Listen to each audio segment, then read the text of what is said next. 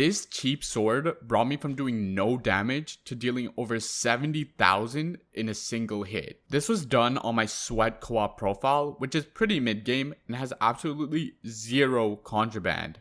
So if you want to find out how I did it, stick around to find out. We're so close to 100,000 subscribers, so if you want to be in the under 100k gang, subscribe. Okay, well, at first you're probably wondering why a person like me is going to need a better sword, because I have a decent amount of money.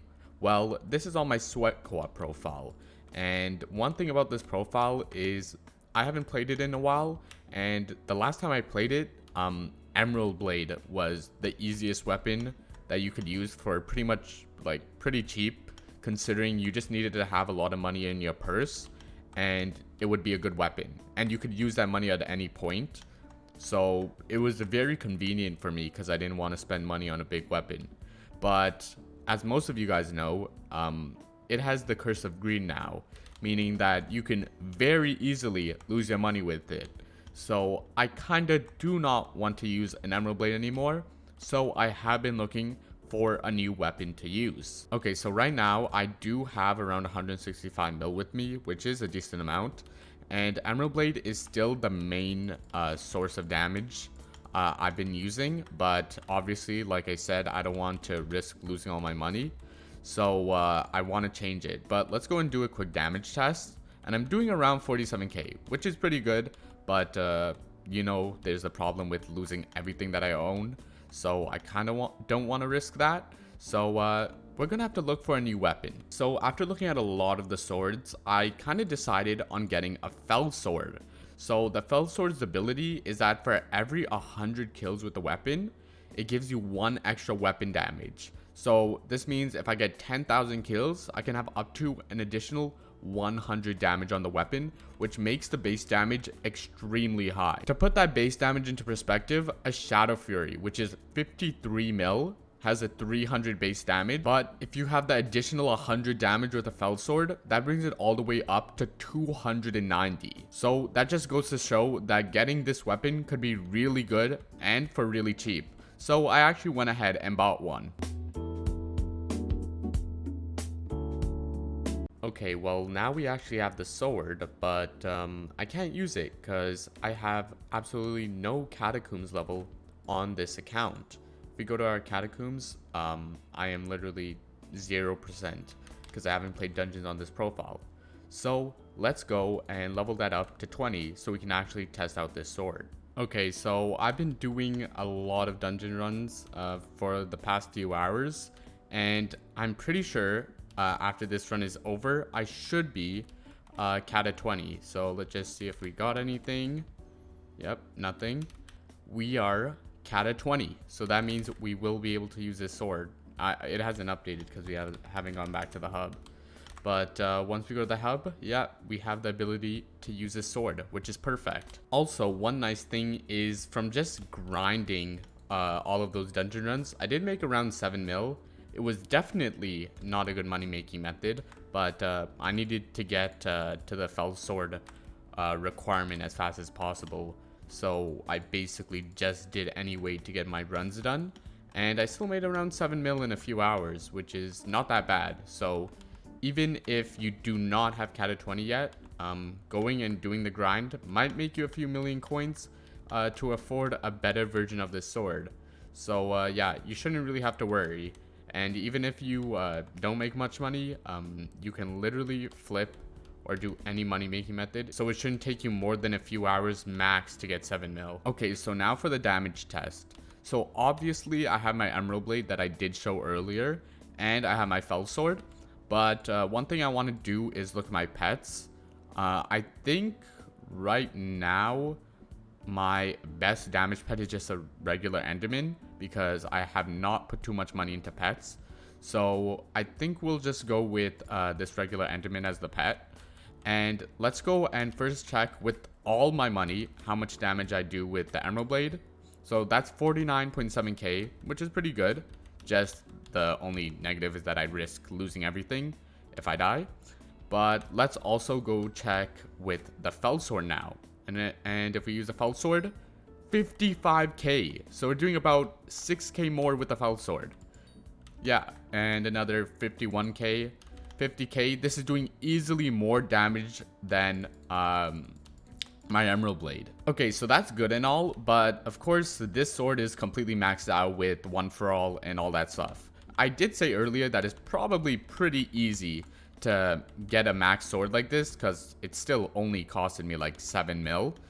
But let's go and check out how much damage I would do on just a clean normal fell sword. Okay, so now we have a clean fell sword, and if we kill this zombie, we only do about 6k damage. So yeah, this has absolutely no kills on it, or like a few on it, and yeah, it does no damage. So you definitely need to grind your kills on it. Oh, of course I forgot to put my crimson set, but if I put my crimson set, okay, here I'm doing around 10k because I also bought a god pot, but it's still not a lot of damage, so you definitely need to get the kills on this. But because I have a god pot, let's also look at a quick updated test of damage, and it looks like we're doing around 72k now with the god pot, which is really good for such a cheap weapon, being only around a few million. And I think you could get even better ones for way cheaper. And let's see if we can one-shot everything in the Zealot, the Dragon's Nest, because for me, this is the main thing I look at when I get swords that I'm trying to use outside of dungeons, because I used to like grinding Zealots a lot. I don't really do it that much anymore because it's not that good, but it's still a pretty easy and fun money-making method, I think.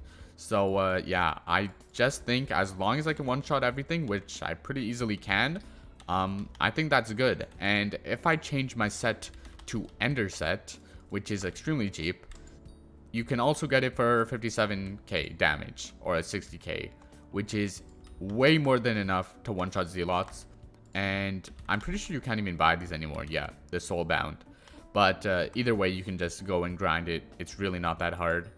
And you can get a really easy amount of damage with just a fell sword for a few million coins. One thing you're probably also wondering is, if you don't have a max one, what's the easiest way to get one?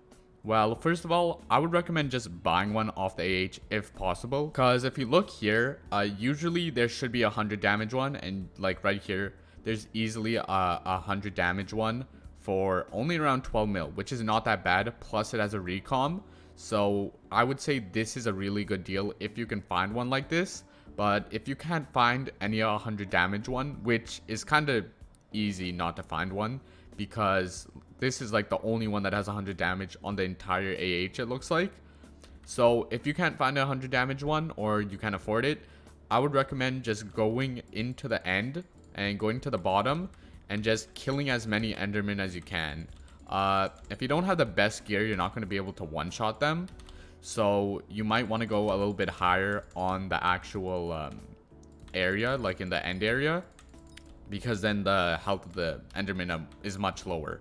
So I'm starting at the bottom because I can, because with Crimson I do enough damage with this to actually get 9k. But if I couldn't, let's say, you can always move up a little bit, and soon it should transfer to the 6k Enderman, I think. And yeah, now it's 6k. There's way less in this area, but also a little bit less competition. So I guess it's like a trade-off. But I would say start at the bottom if you can. Otherwise, just keep grinding over here. And it shouldn't take you that long to get 10,000 kills. To test it out though, I will see how long it takes me to get 100 kills. So right now, I have 106, and I'll come back when I have 206 and tell you how long it takes.